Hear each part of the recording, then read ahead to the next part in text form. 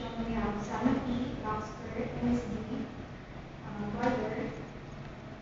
And for the government-owned and controlled corporations, we have Clark, NFA, DCDA, we have Energy Development Corporation.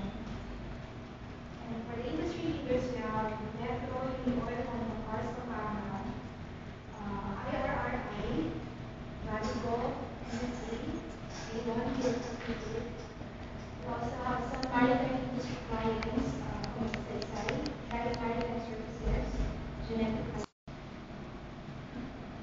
Ayala Land is also with us, Manila. Kanina na mention ko din yung Samsung, standards, exclusions and limitations.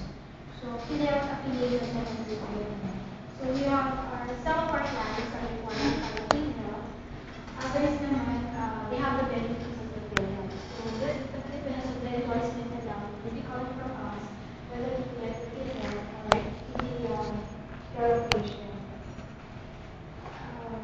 The services na non-medical services that we let care of patient, but we have some accounts that we call the admission fees.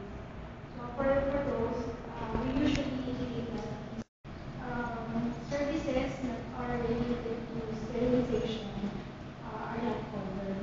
So yun po, care of patient na siya. And then also the non-recommended confinement. Maybe you will cover that.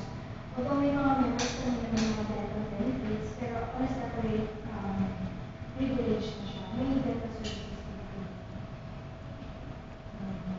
So, yung mga dental services kasi na covered ng patient, usually hindi siya covered during the admission.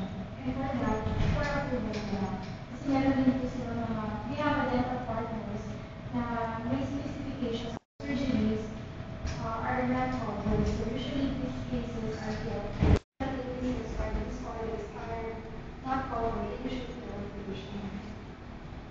Other exclusions for are illnesses or injuries with non-medical participation, like involve riots, collision of crime, or violations of agreements.